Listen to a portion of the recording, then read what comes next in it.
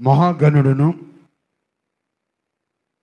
మహోన్నతుడైన దేవుని యొక్క సముఖాన కూడి ఉన్న నా ప్రియ శ్రేష్టమైన సంఘానికి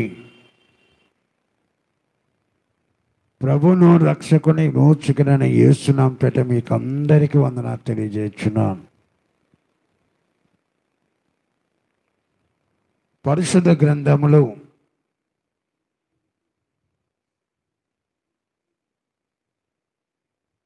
పాత నిబంధన గ్రంథము, కొత్త నిబంధన గ్రంథము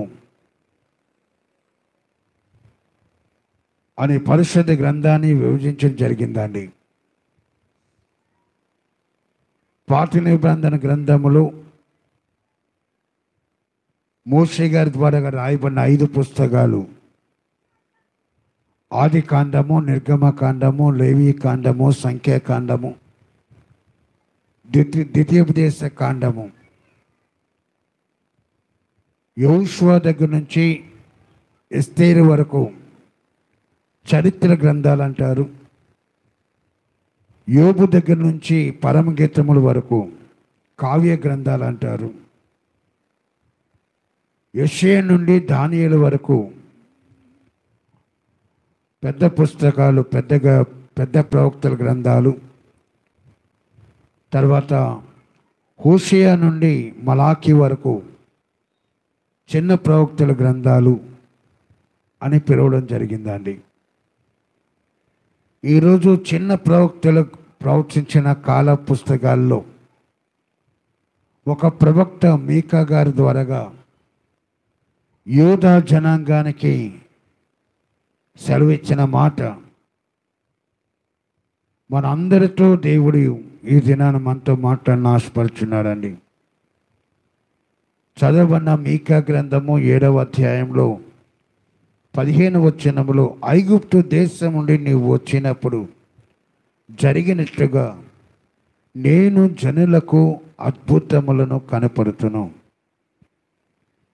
ఒకసారి మీ పక్క వారికి చేతులు ఇస్తూ అందరూ ఈ మాటలు చెప్పాలని కోరుచున్నా. మీ జీవితంలో అద్భుతములను చూస్తారు. మరొకసారమ్మా,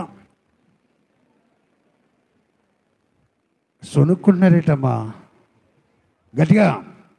మీ జీవితములో అద్భుతములను చూస్తారు. మీ జీవితములో అద్భుతములను చూస్తారు.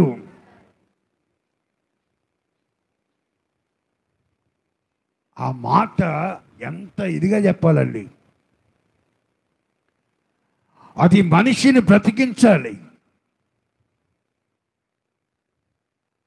ఎప్పుడైతే నువ్వు ఆ మాట పలుకుతున్నావో ఎదుటి వారిలో జీవాన్ని ఇవ్వాలండి. ఏదైనా సరే దేవుడు కార్యం చేస్తేనే తప్ప ఏ వ్యాధి కానీ, ఏ ఆర్థికమైన సమస్య కానీ, ఏ బలహీనత కానీ, ఏ రుగ్గాత్మ కానీ నయం కాదండి. అందుకే ప్రభువు అద్భుతాలు చేస్తేనే తప్ప నా జీవితంలో కార్యాలు జరగవు. కనుక ప్రవక్త అయిన మీకా ద్వారా దేవుడు చెప్తున్న మాట ఏమనగా, అయ్యా నేను మీకు అద్భుతములను కనపరుస్తాను. నేను మీ జీవితంలో అద్భుతములను చేస్తాను. ఓ యూదా జనాంగమా, యెరూషలేము నివసించే బిడ్డలో అలా నేను మీ జీవితంలో కార్యాలు చేస్తానని చెప్పి వాగ్దానం చేసిన దేవుడు ఈరోజు మన అందరి జీవితంలో దేవుడు అదే మాట పలుకుతున్నాడండి. మన దేవునికున్న గొప్ప లక్ష్యం ఏంటంటే ఆయన అద్భుతాలు చేసే అద్భుతమైన దేవుడు అండి. ఆయన అద్భుతాలు, ఆయన ఆశ్చర్య కార్యములు చేసే దేవుడు. అందుకే కీర్తన రాస్తాడు, ఆయన ఆశ్చర్య కార్యములు చూడరండి, ఆయన ఆశ్చర్యమైన కార్యాలు చూడరండి. ఈరోజు రక్షకుడైన దేవుడు, విమోచకుడైన దేవుడు మనందరితో మాట్లాడుచున్నారండి. నువ్వు ఆయన నమ్మితే, ఆయన యందు పరిపూర్ణ విశ్వాసం ఉంచితే, ఆయన నీ జీవితంలో అద్భుతములను చేస్తాడు. మన దేవుడు ఏం చేశాడంటే, నేలమంటితో నరుని సృజించి వాని నాసికారంధ్రములో జీవాయు ఊది వాని జీవాత్మగా మార్చి వానితో స్నేహం చేసి స్నేహితునిగా భావించి ఆ నాటి నుండి ఈ నాటి వరకు ఆయన అందరి జీవితాలు అద్భుతములు చేయాలనే ఆశతో ఉన్న దేవుడు అండి. అందుకే ఈ దినాన దేవుని యొక్క వాక్యం మాట్లాడుచున్నాడు. మీ జీవితంలో అద్భుతములను చూస్తారు. మీరు అద్భుతాలు జరగాలని ఎంతమంది ఆశపడుతున్నారండి?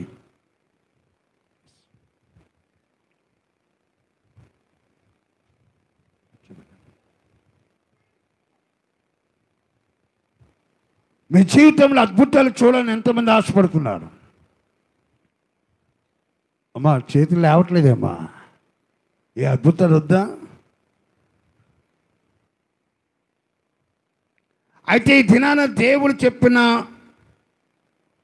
ఈ పద్ధతులను మనం పాటిస్తే దేవుడు మన అందరి యొక్క జీవితంలో అద్భుతములు చేస్తాడు. అసలు అద్భుతం అంటే ఏంటి? లిఖిత, అద్భుతం అంటే ఏంటా? What you mean of miracle?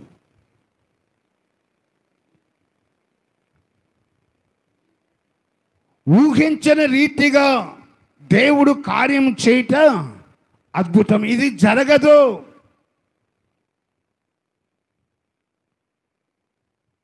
మనము ఎప్పుడైతే ఇది నా జీవితంలో జరగని పని అని చెప్పి మనం అనుకుంటామో,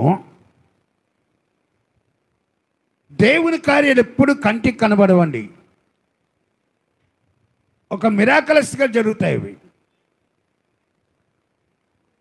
ఆయన మీద ఆనుకున్న వాడిని పూర్ణ శాంతి గలవానిగా దేవుడు మార్చేస్తాడు.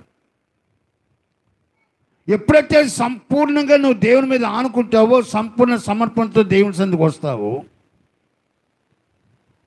ఆయన అద్భుతమైన కార్యాలు నా జీవితంలో చేసి తీరుతాడండి. అద్భుతం జరిగిన తర్వాత నువ్వు మనసారా దేవుని స్తుతించకుండా ఉండలేవు. మోషే గారికి అద్భుతం జరిగిందండి. ఎంత గొప్ప అద్భుతం అంటే,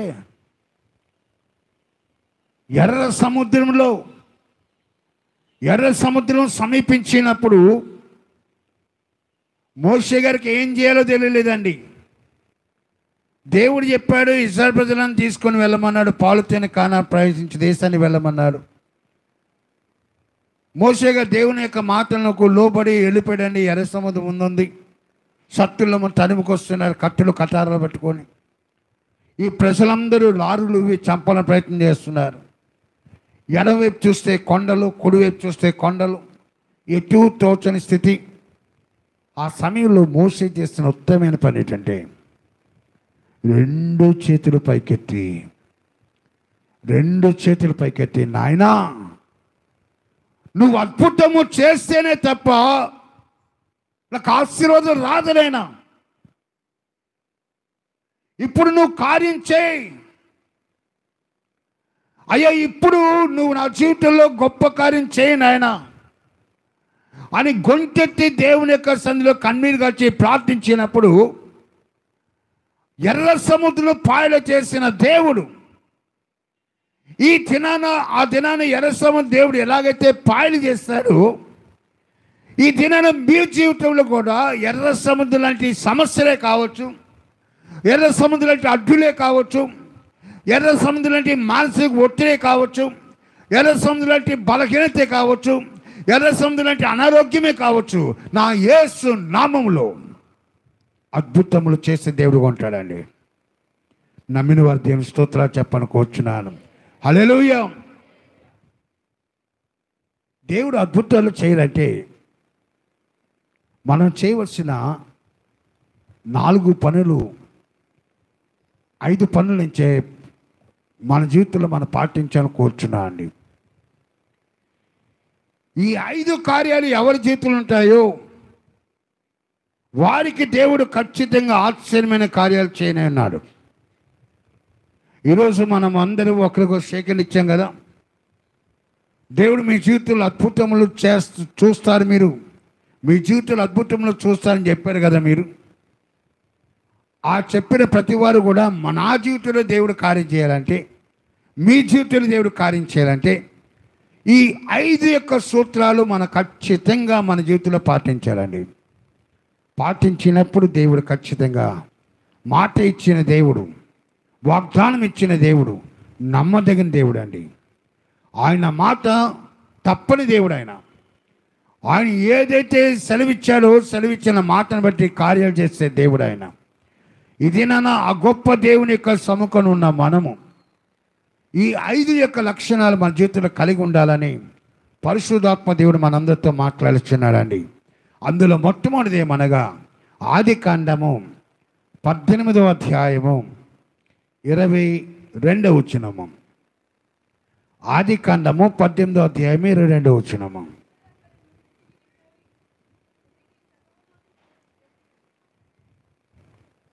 ఆదికాండము 18వ అధ్యాయము 22వ వచనము.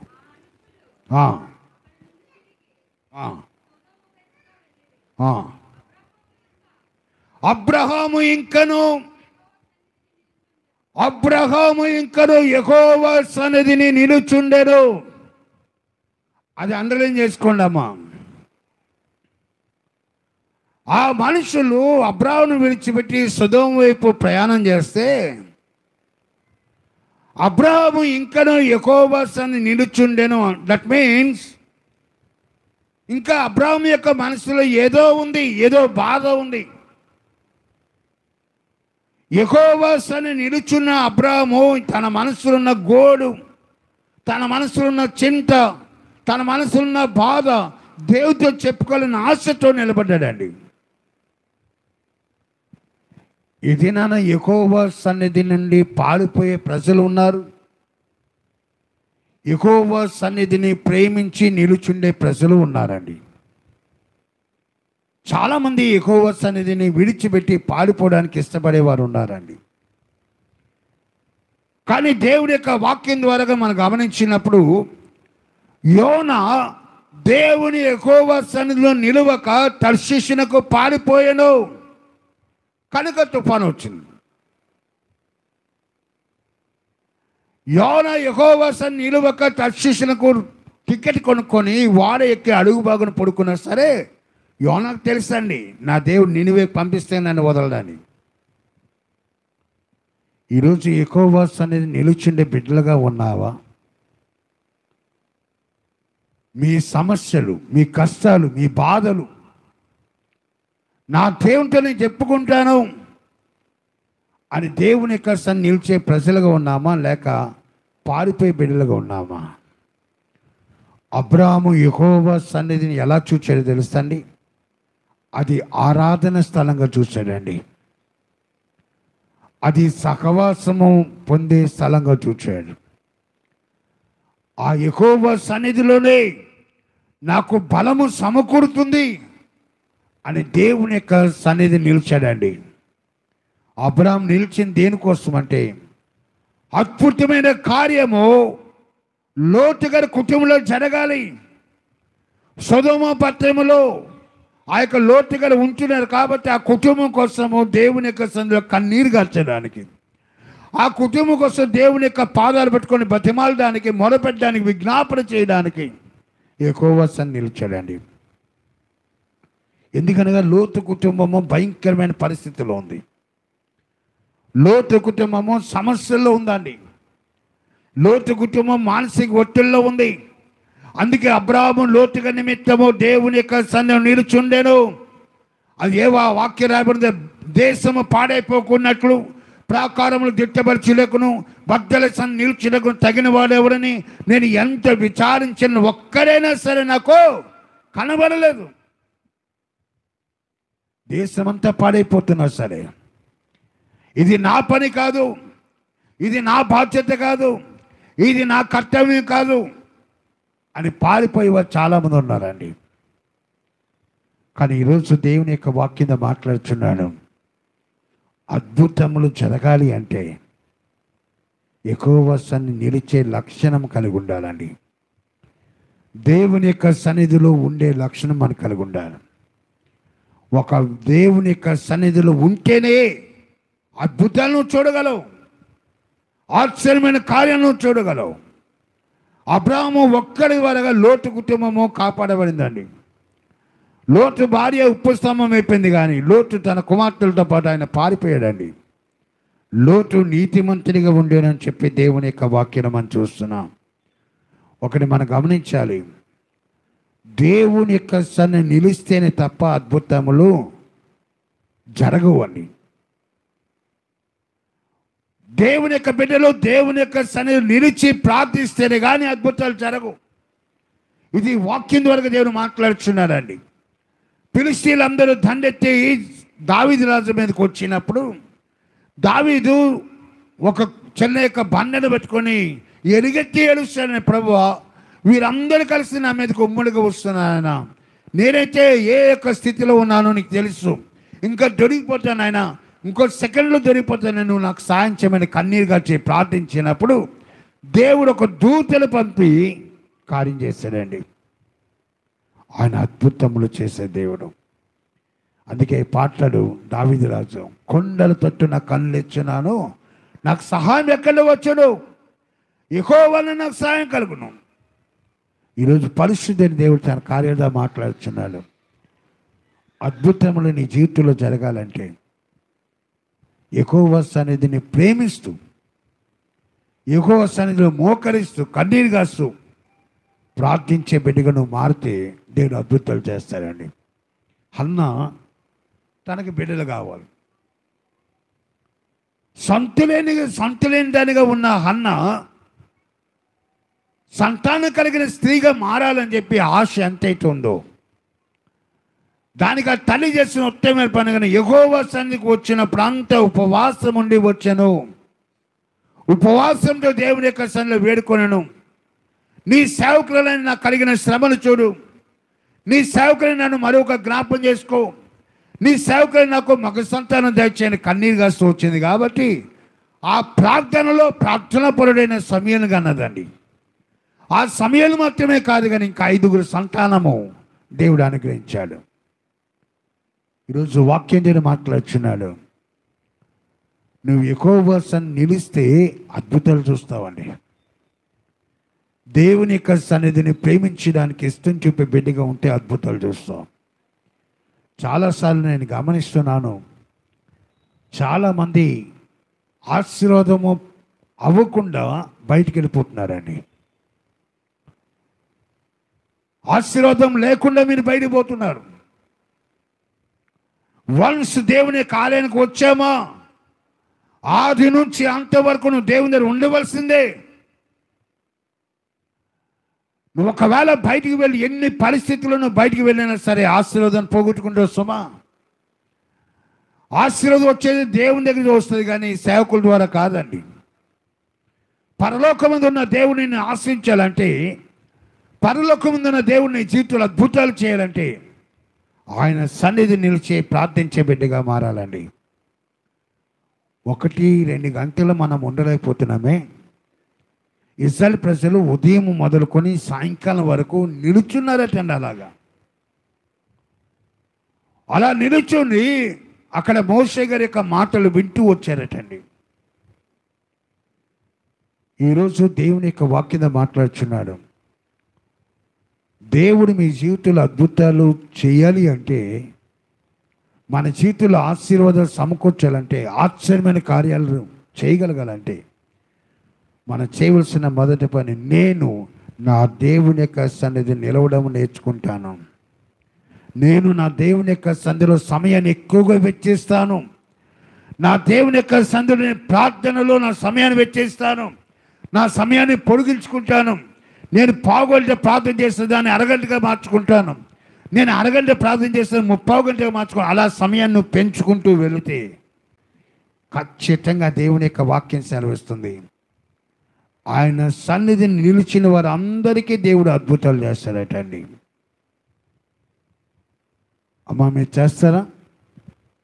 లోమ చేస్తావా? యెహోవా సన్నిధి నిలిచే బిడ్డగా నువ్వు ఉంటే, దేవుని యొక్క సన్నిధిలో ప్రార్థించే బిడ్డగా నువ్వు ఉంటే, ఇదే నా పరిశుద్ధిని దేవుడు మాట్లాడుతున్నాడు. నీ దేవుడు నీ జీవితంలో కార్యం చేస్తాడండి. రెండోది, యోషువ గ్రంథము 3వ అధ్యాయము 5వ వచనం అండి. మరియు యెహోషువ రేపు మీ మధ్య దేవుడు అద్భుతమైన కార్యములు చేయను గనుక మిమ్మును మీరు పరిశుద్ధపరచుకొనుడి. చాలు. యోషువ గారితో దేవుడు మాట్లాడుచున్నాడండి. అద్భుతాలు జరగాలంటే మలినమైన జీవితం కలిగిన వారి జీవితంలో అద్భుతాలు జరగవండి. మలినమైన స్వభావం కలిగిన జీవితంలో అద్భుతాలు జరగవు. అద్భుతము జరగడానికి దేవుని యొక్క వాక్యం ద్వారా యెహోషువ గారితో మాట్లాడుతున్నాడు. రేపు మీ దేవుడు మీ మధ్యన అద్భుతమైన కార్యము చేయను గనుక మిమ్ముని మీరు పరిశుద్ధపరచుకొనుడి.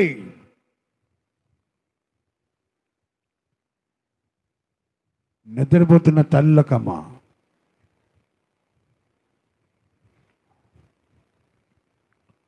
దేవుడు మీ మధ్యలో అద్భుతమైన కార్యములు చేయను గనుక మిమ్మల్ని మీరు పరిశుద్ధపరచుకోండి. పరిశుద్ధత ఎక్కడ ఉంటుందో అక్కడ ఆయన బలమైన కార్యం జరుగుతుందండి. యెహోషువ గారి ద్వారా ఇజ్రాయెల్ ప్రజలు అందరికీ చెప్తున్నారు, మందస్సాన్ని సమీపిస్తున్నారు, మందస్సంతో పాటు మీరు నడుస్తున్నారు, ఆ మందస్సాన్ని సమీపించిన జాగ్రత్త సుమా,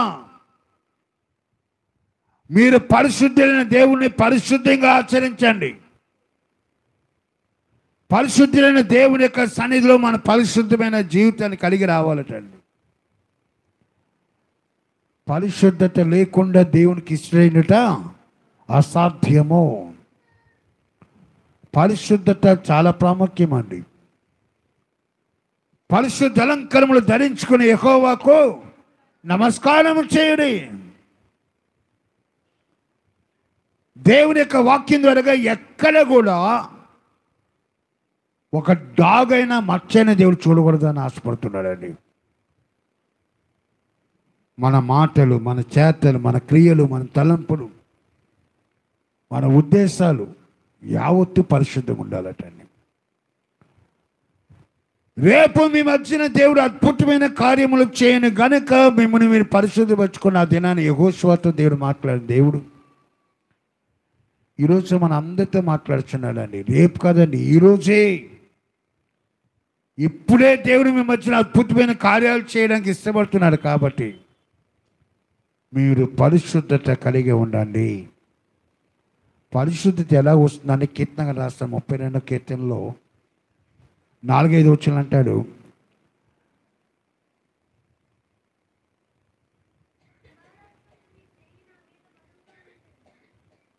నా దోషమును కప్పుకొనక, నా దోషమును కప్పుకొనక నీ ఎదుట నా పాపమును ఒప్పుకొంటిని,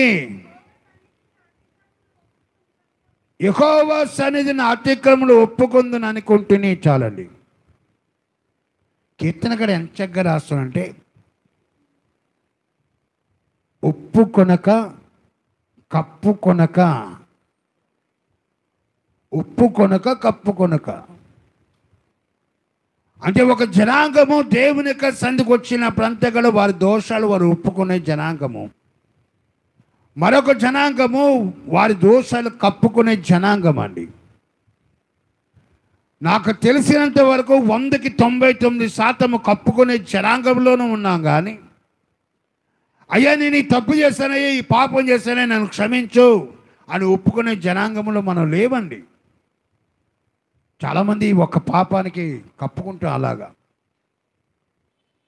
కప్పుకునే స్థాయిలో నువ్వు ఉంటే అద్భుతాలు జరగవండి, ఆశ్చర్యమైన కార్యాలు జరగవు, మేలులు జరగవు. దావీదు భక్తులు ఎంత దగ్గర పాడుతుంటే, అయ్యా నా దోషం నేను కప్పుకోలేదయ్యా, నా దోషాన్ని ఒప్పుకున్నానయ్యా, నీ సన్నిధిలోనే నా అతిక్రమములన్నీ కూడా ఒప్పుకుందని అనుకుంటుని. అందుకే కీర్తనగా రాస్తాను, దేవా నా యందు శుద్ధ హృదయము కలుగు చేయము. శుద్ధత లేని వానిగా ఉన్నానయ్యా, పరిశుద్ధత లేని వానిగా ఉన్నానయ్యా. నా యొక్క తలంపులు, నా ఊహలు, నా ఆలోచనలు యావత్తు కూడా పరిశుద్ధి లేనిగా ఉన్నాయా, దయతో నన్ను క్షమించమని దావీదు రాజే ప్రార్థన చేశాడు కదండి. మన ఉదయం నుండి సాయంకాలం వరకు మన జీవితంలో ఎన్ని పొరపాట్లు జరిగినా సరే దేవుని దగ్గర ఒప్పుకునే మనసు మనం లేవండి. ప్రార్థనలు కూడా అబద్ధాలు ఆడేస్తామండి మనం, తెలుసా? క్రైస్తవ సమాజం ఎంత గొప్ప సమాజం అంటే ప్రార్థనలు కూడా అబద్ధాలండి. మనం ప్రార్థించినప్పుడు మనము చేయాలండి. అయ్యా నా దోషాన్ని నేను ఒప్పుకునే మనసు నా దయచేయి ప్రభా. వారు ఇలా పాపం చేస్తారయ్యా, వీరు ఇలా పాపం చేస్తారయ్యా, వీరు అదేయ్యా ఎదుటి ఒక నుంచి నువ్వు ఏదో చెప్పడం కూడా మనం తగ్గమండి. మనంగా దేవుని సందర్భం సమర్పించుకోవాలి. ప్రభా నా దోషాన్ని క్షమించే, నా అవిధేయతను క్షమించేయ, నా పాపాన్ని క్షమించేయ, నా అతిక్రమలు క్షమించేయ. నువ్వు ఏనాడైతే దేవుని యొక్క సముఖానికి వచ్చి నిన్ను నువ్వుగా దేవునికి సమర్పించుకుంటావో అప్పుడు నీ దేవుడు నీ యొక్క జీవితంలో అద్భుతాలు చేస్తాడండి. పరిశుద్ధత చాలా ప్రాముఖ్యం సమా. పరిశుద్ధమైన తలంపు దయచేయి ఆయన అనే ప్రార్థన చేయాలని. పరిశుద్ధంగా నా యొక్క ప్రార్థన జీవితంలో పరిశుద్ధమైన జీవితం దయచేయ. నేను మోకరించినప్పుడు పరిశుద్ధమైన ఆలోచనలు దయచేయి ఆయన. నేను ఎదుటి వారికి ప్రార్థించినప్పుడు పరిశుద్ధమైన జీవితం నాకు దయచేయి. ఈరోజు దేవుడు మన జీవితంలో అనేకమైన అద్భుతాలు చేస్తున్నాడు కదా, ఆశ్చర్యమైన కార్యాలు చేస్తున్నాడు కదా. నువ్వు ఏనాడైనా ప్రార్థన చేస్తున్నావా? ఇశ్రాయేలు ప్రజలందరితో దేవుడు మాట్లాడుచున్నాడు. మీ దేవుడు రేపు మీ మధ్యన అద్భుతమైన కార్యాలు చేయను గనుక మిమ్మల్ని మీరు పరిశుద్ధపరచుకోండి. ఈ పరిశుద్ధత అన్నది చాలా ప్రాముఖ్యం అండి. ఎప్పుడు మనలను మనం పరిశుద్ధపరచుకుంటామో అప్పుడే అద్భుతాలు జరుగుతాయి. అద్భుతాలు జరగడానికి సెకండ్ యొక్క స్థాయి అనగా పరిశుద్ధత ద్వారా జరుగుతాయండి. మొదటి స్థాయి నువ్వు దేవుని యొక్క సన్నిధిలో నిలిచినప్పుడు అద్భుతాలు జరుగుతాయి. ఏ దగ్గర అంత భక్తుడే యెహోవా సన్నిధిలో నిలిచాడండి. ఆహాబు రాజు దగ్గరికి వెళ్ళక ముందు యెహోవా సన్నిధిలో నిలిచాడు. కెరీతు వాగు యొక్క ప్రయాణంలోకి వెళ్ళక ముందు యెహోవా సన్నిధిలో నిలిచి ప్రార్థన చేశాడు. ఈరోజు దేవుని యొక్క వాక్యం మాట్లాడుచున్నాడు.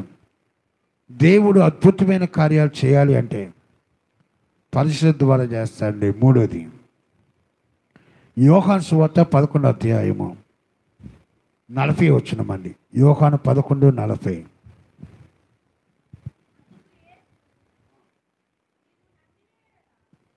అందుకు యేసు నువ్వు నమ్మిన యెడల దేవుని మహిమ చూటువని నేను మీతో చెప్పలేదా అని ఆమెతో అనేను. ఇక్కడ మనం గమనించాలి, ఇద్దరు సహోదరు మనకు కనబడతారండి. మార్తమ్మ గారు సిద్ధాంతపరమైన జీవితం కలిగిన వారు. మరియమ్మ గారు దేవుని యొక్క పాదాల దగ్గర గడిపిన తల్లి. మార్తమ్మ గారు యేసయ్యకు పరిచర్యలో మునిగిపోయిన తల్లి. మరియమ్మ గారు యేసు యొక్క పాదసంలో మోకరించి ఆయన మాటలు వినాలనే కోరికతో తలంపుతో ఉన్న తల్లి. ఇక్కడ దేవుని యొక్క సన్నిధిలో మనం గమనించినప్పుడు ఈ మార్తమ్మ మరియమ్మకు ఒక సహోదరుడు ఉన్నాడు, లాజరస్. ఈ లాజరు దేవుడు అధికంగా ప్రేమించినవాడు. దేవుడు అధికంగా ప్రేమించిన ఇక లాజర్ యొక్క జీవితాన్ని మనం గమనించినప్పుడు ఆయన చనిపోయాడు. 4 రోజులు అయింది, సమాధిలో పెట్టబడ్డాడు. 4 రోజులు అయిపోయిన తర్వాత యేసు ప్రభు అక్కడ ప్రయాణం చేస్తున్నాడండి. ఇది సాధ్యమంటారా? 4 రోజులు చనిపోయిన వ్యక్తి దగ్గరికి యేసయ్య వెళ్ళి ఆయన కార్యం చేయగలంటే అందుకే అందరూ నివారింప చూశారండి. వద్దయ్యా, కంపు కొడుతుంది, ఆ చెడు వాసన వస్తుంది, దుర్వాసన వస్తుంది, అందరు నివారించడం చూశారండి. అక్కడ యేసే అంటున్న మాట, నీవు నమ్మినెడలా, చెప్పనమ్మా, నీవు నమ్మినెడలా దేవుని మహిమ చూతూ దేవుని నామమున మహిమ కలుగును గాక. హల్లెలూయా. నువ్వు నమ్ముట వలన సమస్తము సాధ్యమే. ఆ నమ్మిక రావాలంటే నీ దేవునితో నీకున్న అటాచ్మెంట్ కలిగి ఉండాలండి. నీ దేవునితో నీ మనసులో పెనవేసుకొని ఉండాలి. నీ దేవునితో నీకున్న రిలేషన్ స్ట్రాంగ్గా ఉండాలి, బలంగా ఉండాలి. నమ్మిక మాత్రం ఉంచము. ఎన్ని మారులు దేవుడు చెప్పాడండి. ఇక్కడ యేసయ్య చెప్తున్నా, మీరు నమ్మితే చాలమ్మా, ఆయన మహిమను చూస్తారు, అద్భుతాలు చూస్తారు. అద్భుతము చూడడానికి దేవుని యొక్క వాక్యం మీరు విశ్వసించండి, నమ్మండి. మీరు విశ్వసించినప్పుడే దేవుడు కార్యాలు చేస్తాడు. దానియేలు ఏ తప్పు చేశాడండి? దానియేలు పనిలో నమ్మకస్తుడు, దానియేలు దేవుళ్ళో నమ్మకస్తుడు, దానియేలు రాజుకు నమ్మకస్తుడు, తనతో ఉన్న స్టాఫ్కి నమ్మకస్తుడు, నిందారైతుడు. అంత నమ్మకస్తులైన దానియేలు మీద 120 మంది చేరి కంప్లైంట్ ఇచ్చారండి. 120 మంది చేరి రాజుతో మాట్లాడుతుంటే దానియేలు దేవునితో మాట్లాడుతున్నాడండి. ఎంత నమ్మకస్తులు చూడండి. ఒక ప్రక్క 120 మంది వెళ్ళిపోయి రాజు కంప్లైంట్ ఇస్తున్నారు, అయ్యా పలానా బిడ్డ, అయ్యా నువ్వు చెప్పిన పని చేయట్లేదయ్యా, నీ మాట నిరాకరించాడు, నీ మాట త్రోసిపుచ్చాడు. కానీ దానియేలు దేవుని యొక్క సందడి విశ్వాసంతో ప్రార్థన చేస్తున్నాడు, నాయన నువ్వు కార్యం చేయి తండ్రి, నువ్వు కార్యం చేయి నాయన, నీ కార్యాలు గొప్ప వేసాయా, నువ్వు అద్భుతాలు చేయి నాయనా. ఆ నమ్మికతో దేవునికి ప్రార్థిస్తున్నాడు కాబట్టి దేవుని యొక్క బలమైన కార్యాలు చూస్తున్నాడండి. ఆ సింహాల బోర్లో పడవేసిన వారు అందరినీ తినేసినాయండి సింహాలు. కానీ దానియేలు తాకడానికి కూడా వారు పర్మిషన్ ఇచ్చారమ్మా. తన చుట్టూ భయంకరమైన సింహాలు ఉన్నాయి కానీ అవి ఏమి చేయలేదండి. దానియేలు ఒక్కడు అక్కడ మోకరించి దేవుని సన్నిధిలో ప్రార్థన చేస్తున్నాడు. అవి వస్తున్నాయి, వాసన చూస్తున్నాయి, పోతున్నాయండి. దాని అర్థమేంటి తెలుసా? నువ్వు దేవునికి నమ్మకస్తునిగా విశ్వాసంగా ఉంటే ఆ సింహాల స్థానంలో నీ శత్రులున్నా, నిన్ను బాధించేవారున్నా, నిన్ను తృణీకరించేవారున్నా, నిన్ను నిందించేవారున్నా, నిన్ను అవమానపరిచేవారున్నా, నిన్ను గేలి చేసేవారున్నా, ఎవరున్నా సరే నిన్ను ఏమీ చేయలేరండి. వారు నిన్ను తాకలేరు కదండి, వారు నిన్ను తాకలేరు. కానీ శ్రమ వచ్చినప్పుడు నువ్వు కృంగినట్లయితే చేతకనబడిపోతావు. శ్రమ వచ్చినప్పుడు కృంగినట్లయితే చేతకనబడిపోతావు. శ్రమ వచ్చినప్పుడు నీ విశ్వాసంలో సనగిలితే, నీ నమ్మికలో సనగిలితే దేవుని మీద సొనుక్కుంటావండి. ఈరోజు దేవుని మీద సొనుక్కోవడానికి దేవుడు మనల్ని ఏర్పాటు చేయలేదు, కానీ ఆయన అద్భుతములు మీ మధ్యన చేయడానికి ఇష్టపడుతున్నాడు. కాబట్టి సంపూర్ణమైన విశ్వాసం ఉంచండమ్మా. అందుకే 120 కీర్తనలు ఏమంటాడండి? యెహోవా యందు నమ్మిక ఉంచువారు కదలక నిత్యము నిలుచు సియోను కొండ వలె ఉందురు. యెరూషలేము చుట్టూ పర్వతున్నట్లు యెహోవా ఇది మొదలుకొని తన ప్రజల చుట్టూ ఉండును. యెహోవా సన్నిధి తన ప్రజల చుట్టూ ఉంటుందట. అంటే నువ్వు మధ్యలో ఉన్నావు. తూర్పు వైపున దేవుడు ఉన్నాడు, పడమటి వైపున దేవుడు ఉన్నాడు, ఉత్తర వైపున దేవుడు ఉన్నాడు, దక్షిణ వైపున దేవుడు ఉన్నాడండి.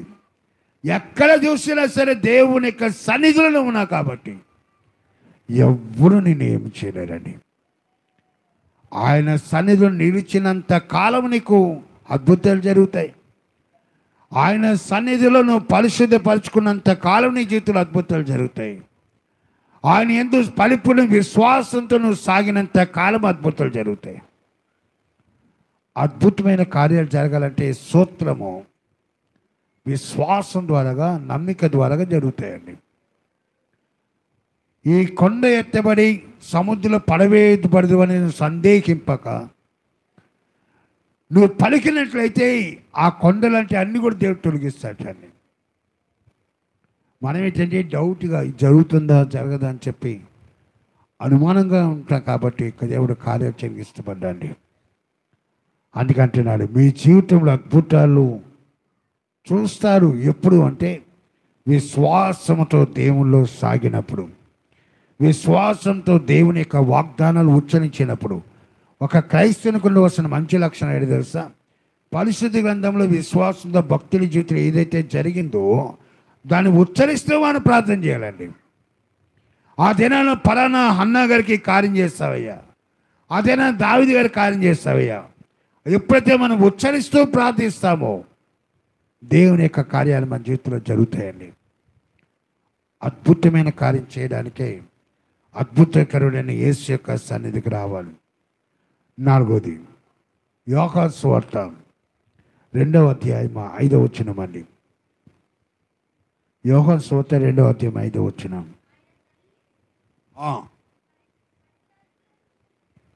ఆయన తల్లి పరిచారకులను చూచి ఆయన మీతో చెప్పినది చేయుడే. 4వ విషయం అండి, ఎక్కడ విధేయత ఉంటుందో అక్కడ దేవుడు అద్భుతమైన కార్యాలు చేస్తాడు. విధేయులుగా ఉన్న వారి జీవితంలో దేవుడు కార్యాలు చేస్తాడండి. దేవుడు అద్భుతమైన కార్యాలు జరగాలి అంటే, ఆశ్చర్యమైన కార్యాలు దేవుడు చేయాలంటే విధేయత ద్వారా కానీ మరి దేని ద్వారా జరగదండి. ఆ కానాను కుగ్రామం ఎందుకు పనికిరాని గ్రామం అండి. ఆ పనికిరాని గ్రామంలో దేవుడు ఆ కొరతను తీసివేయడానికి కారణం ఏంటంటే, అక్కడ మరియమ్మ చెప్తుంది, ఆయన ఏదైతే చెప్తున్నాడో అది మాత్రమే చేయండి అయ్యా, ఆయన చెప్పింది మీరు చేయకండి. మనిషికి ఉన్న లక్ష్యం ఏంటి తెలుసా? మానవుకున్న స్వభావం. దేవుడు ఏదైతే వద్దని చెప్తాడో అదే చేస్తామండి. ఆదమా అన్ని పండ్లు తిని కానీ ఆ మధ్యలో వృక్ష ఫలాలు తినకు అంటే అక్కడికే వెళ్ళడానికి ఇష్టపడారండి. అవ్వమ్మ అక్కడికి వెళ్ళింది, చూచింది, ఆశించింది, తీసుకుంది, తిన్నది, తన భర్తకిచ్చింది. ఇద్దరు పాపం చేయడానికి కారకులు అయిపోయారండి. ఈరోజు దేవుని యొక్క వాక్యం ద్వారా మాట్లాడుచున్నాడు. దేవుని దగ్గర నిజంగా విధేయత కలిగి ఉన్నామా? మన ప్రార్థనలో మన విధేయతను కనపరుస్తున్నామా? సహవాసంలో విధేయతను కనపరుస్తున్నామా? భక్తిలో విధేయతను కనపరుస్తున్నామా? ఎక్కడ విధేయత ఉంటుందో అక్కడ దేవుని కార్యాలు ఉంటాయండి. వాక్యము ధ్యానిస్తున్నప్పుడు మన ఆలోచనలు ఎక్కడున్నాయి, మన తలంపులు ఎక్కడున్నాయి, మనం ఏ రీతిగా మన దేవుని యొక్క మాటలు మనం వింటున్నాం. ఇప్పుడున్న నేటి యొక్క జనరేషన్ ఎలా ఉందంటే, వారు ఎక్కువ శాతము వాక్యం మీద కాన్సన్ట్రేషన్ కాదు కానీ మొబైల్స్ మీద ఉందండి.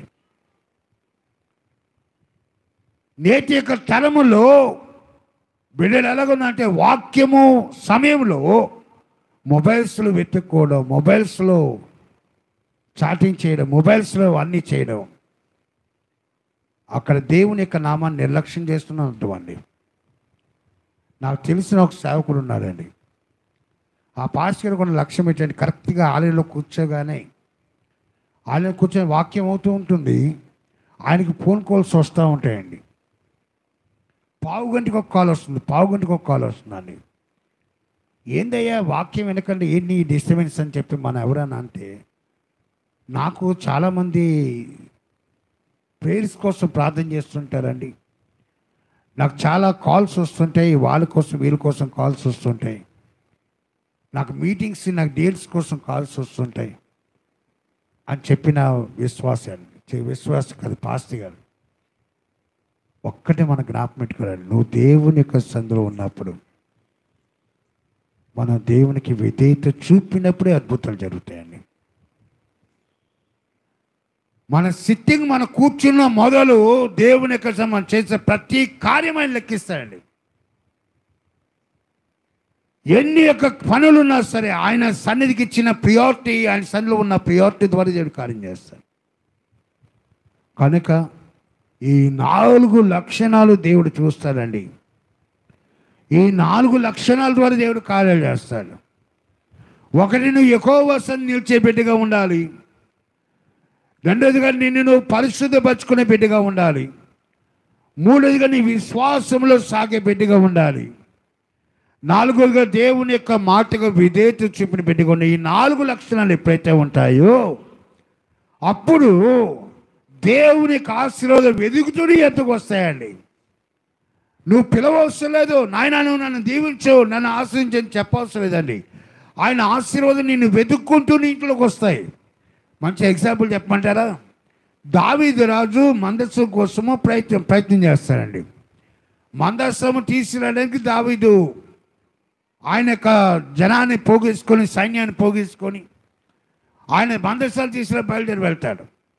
కానీ దేవుడు చెప్పిన క్రమాన్ని పాటించకుండా తన సొంత యొక్క ప్లాన్తో తీసుకునే ప్రయత్నం చేస్తాడు. కాబట్టి ఆ ఫిలిష్తీయులు చేసిన మాదిరిగా ఒక క్రొత్త ఎడ్ల బండి మీద ఎక్కించి ఆ మందసాన్ని ఎక్కించి తీసుకుని రావడం ద్వారా దేవుడు చెప్పిన క్రమాన్ని పాటించకుండా మందసాన్ని తీసుకొచ్చాడు. కనుక ఆశీర్వాదాలు పోగొట్టుకున్నాడండి, దీవెనలు పోగొట్టుకున్నాడు. ఆ మందసం తన ఇంట్లో ఉంటే తన కుటుంబానికి ఎక్కడ నష్టం ఏర్పడుతుందో అని ఆ మందసం తీసుకెళ్ళి తిన్నగా ఉబేదెదోం ఇంట్లో పెట్టంగిస్తుందని చెప్పాడు. దయచి గమనించండి అమ్మా, ఆశీర్వాదము చెప్పకుండా ఉబేదెదోం ఇంట్లోకి ప్రవేశిస్తుందండి. ఉబేదెదోం పేదవాడు కావచ్చేమో, ఉబేదెదోం ఆస్తివంతులు కాకపోవచ్చేమో, ఉబేదెదోం ఇంట పూర్తిగా ధనధాన్యాలు లేకపోవచ్చేమో, కానీ దేవుని ప్రేమించే మనసు ఉందండి. దేవుని యొక్క సన్నిధిలో మోకరించే మనసు ఉంది. దేవుని యొక్క నామాన్ని హెచ్చించే మనసు ఉంది. దేవుని యొక్క నామాన్ని గౌరవించే మనసు ఉంది. కనుక మందసం ఎప్పుడైతే తన ద్వారం దగ్గర వచ్చిందో సంపూర్ణంగా తలుపు తెచ్చానండి. అయ్యా మందసాన్ని లోపల తీసుకురండి, అయ్యా అయ్యా మందసాన్ని లోపల తీసుకురండి, అయ్యా కీడు నాకు వచ్చినా పర్లేదు, కీడు నాకు వచ్చినా పర్లేదు, కష్టం నాకు వచ్చినా పర్లేదు, మందస్సము నా ఇంట్లోనే ఉండాలి, మందస్సము మా కుటుంబంలో ఉండాలి. ఆ మందస్సాన్ని మేము ప్రేమిస్తున్నామయ్యా, మందస్సం మాకు కావాలి. మందస్సం కోసము తన యొక్క ఇంటి యొక్క ద్వారాలు సంపూర్ణంగా తెరిచాడండి. అందుకే ఆశీర్వాదాలు ఆ ఇంట్లోకి వచ్చినాయి. మందస్సం ఇంట్లోనికి రావటం ద్వారా 3 నెలలు ఉబేదెదోం యొక్క పేరు ప్రఖ్యాతులు ఈ కొస మొదలుకొని ఆ కొన వరకు చివరి వరకు చేరిపోయినట్టండి. ఈ దినాల్లో ఎస్ఎంఎస్లు ఉన్నాయి, ఈ దినాల్లో మీడియా నెట్వర్క్లు ఉన్నాయి. ఎంత స్పీడ్ యుగంలో ఉన్నామండి. మరి ఆ దినాల్లో అటువంటి లేవండి. సెల్ ఫోన్స్ లేవు, మొబైల్స్ లేవు, ఏమీ లేవు. కానీ దేవుడు ఉబేదెదోం ఇంటి వారిని ప్రేమించాడు, ఆస్వాదించాడు యొక్క వార్త ఈ యొక్క గ్రామం నుంచి ఆ లాస్ట్లో ఎక్కడో ఉన్న దావీదు రాజు వరకు తెలిసిపోయిందంటే ఒకరి నోటుండి అలా పాకుడుకుంటూ వెళ్ళిందండి. ఈరోజు వాక్యం దేని మాట్లాడుచున్నాడు. మందస్సము ఎప్పుడైతే నువ్వు స్వీకరిస్తావో అప్పుడే ఆశీర్వాదం అండి. మందస్సానికి స్థలం ఇచ్చాడండి, మందస్సానికి స్థలం ఇచ్చాడు. తను మాత్రమే కాదు, తన కుటుంబం అంతా మందస్సానికి స్థలం ఉండడానికి ఆశపడ్డాడండి. మరియా మాట యేసుని చేర్చుకునే ద్వారా లాజర్ని బ్రతికించుకున్నారండి. జక్కయ్య యేసుని తన ఇంట్లో చేర్చుకునే ద్వారా రక్షణ పొందాడు. భక్తుల జీవితంలో యేసయ్యను చేర్చుకునే ఆశ్చర్యమైన కార్యాలు చూచాడండి. యాయిరు తన 12 ఏళ్ల బిడ్డ కోసము యేసు దగ్గరకు వచ్చినప్పుడు యేసయ్య ఒక యాయిరింట్లో అడుగుపెట్టే ద్వారా ఆ బిడ్డ బ్రతికిందండి. ఈ రీతిగా ఎన్ని ఎగ్జాంపుల్స్ చెప్పొచ్చు అండి. ఒకటి మనం గమనించాలి, మన ఇంటిలో ప్రార్థనకు వాక్యానికి స్థానం ఉంటే, మన ఇంటిలో ప్రార్థించడానికి, వాక్యము చదవడానికి నువ్వు స్థానం ఇచ్చిన బిడ్డగా ఉంటే మందస్సము నీ ఇంటిలో ఉంది. మందస్సమైన దేవుడు నీ ఇంట్లో ఉన్నాడు అని అర్థం అండి. మందస్సము అనగా దేవుని యొక్క మాట, దేవుని యొక్క వాక్యం. ఎక్కడ ఎవరైతే దేవునికి స్థానం ఇస్తారో వారి ఇంట్లో దేవుడు ఉన్నాడండి. ఎప్పుడు నువ్వు ఆ ఎద్దుకు వచ్చదు అని చెప్పి కీర్తనలు పాడతాడండి. ఎప్పుడు నా దగ్గరికి వస్తావు నాయన, నాకైతే అద్భుతాలు చూడాలనుంది, నాకైతే నా జీవితంలో అద్భుతమైన కార్యాలు చూడాలంది, ఆశ్చర్యమైన కార్యాలు చూడాలంది. కానీ అద్భుతాలు చూడడానికి ఏకైక మార్గము యేసయ్య మాత్రమేనండి. ఆ యేసయ్యను ఆహ్వానిస్తే, ఆ యేసయ్యను నమ్మితే, ఆ యేసయ్యను విశ్వసిస్తే, ఆ యేసయ్య ఒక్కడే ఆశీర్వాదం ఇవ్వడానికి సమర్థుడైన దేవుడు అండి. అందుకే యేసయ్య ఆఖరులు అంటాడు, నేను నా తండ్రి ఇంటికి వెళ్తున్నాను, నా యందు విశ్వాసం ఉంచిన వాడు కూడా అద్భుతములు చేసేవాడిగా మార్చబడతాడటండి. ఎవరైతే దేవుని విశ్వాసం ఉంచుతారో, నమ్మిక ఉంచుతారో, వారి ద్వారా కూడా దేవుడు ఆశ్చర్యమైన కార్యాలు చేస్తాడట. ఈరోజు వాక్యం దగ్గర మాట్లాడుతున్నాడు, మీ జీవితంలో అద్భుతములు చూస్తారు అని చెప్పారు కదా. ఆ అద్భుతములు చూస్తానని చెప్పిన ప్రతి వారు కూడా గమనించండి. ఆ అద్భుతంలో చూడగలగాలంటే, వాళ్ళ జీవితంలో అద్భుతాలు చేయాలంటే యెహోవా సన్నిధిని నిలిచే బిడ్డగా ఉండాలి. రెండోదిగా ఆయన యందు నువ్వు పరిశుద్ధపరుచుకునే బిడ్డగా ఉండాలి. మూడోదిగా ఆయన యందు సంపూర్ణ విశ్వాసం చూపే బిడ్డగా ఉండాలి. నాలుగోదిగా ఆయనలో విధేయతని కలిగి జీవించాలి. ఈ 4 లక్షణాలు ఉంటాయి. ఆ అద్భుతాన్ని నేను వెతుక్కుంటూ వస్తుందండి. ఆ అద్భుతకరుడైన దేవుడు నేను వెతుక్కుంటూ నీ ఇంటికి వస్తాడు. ఆ యేసయ్య నీ ఇంట్లో ఉంటేనే అద్భుతం అండి. ఆయన నీ జీవితంలో ఉంటేనే అద్భుతం. ఆయన కోసం నీ ద్వారాలు తెలిస్తేనే అద్భుతం. యేసు ప్రభు నా ఇంట్లోనికి రానాయనా, నా జీవితంలో ఇంట్లో రానా అని చెప్పితే నువ్వు ఆహ్వానిస్తావో, ఆయన పిలుస్తావో, ఆయన వేడుకుంటావో, ఆ యేసు ప్రభు వారికి నువ్వు ఆయన రాక కోసం కనిపెట్టే బిడ్డగా ఉంటే ఆయన అద్భుతాలు నీ జీవితంలో చేస్తాడండి. అందుకే అంటారు కీర్తనగాడు, 77వ కీర్తన చదవనమ్మా. అప్పుడు 77:11 నుండి 14 వచ్చిన చదవండి.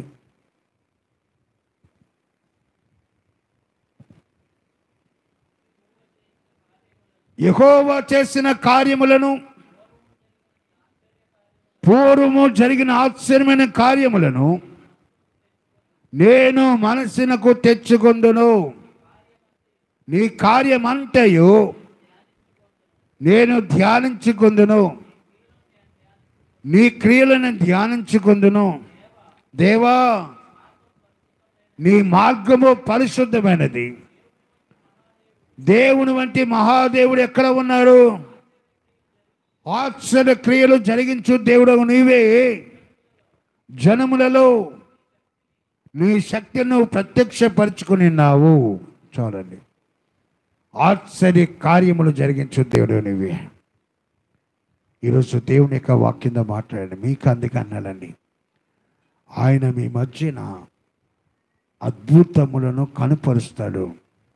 ఇంతవరకు మీరు కష్టాలు పడ్డారేమో, ఇంతవరకు మానసికంగా గురైపోయారేమో, ఇంతవరకు వ్యాపారాలు సన్నగిలిపోయి నలిగిపోయారేమో, ఇక నుండి దేవుడు అద్భుతమైన కార్యం చేస్తారని ఆయన వాక్యంగా సెలవిస్తున్నాడండి.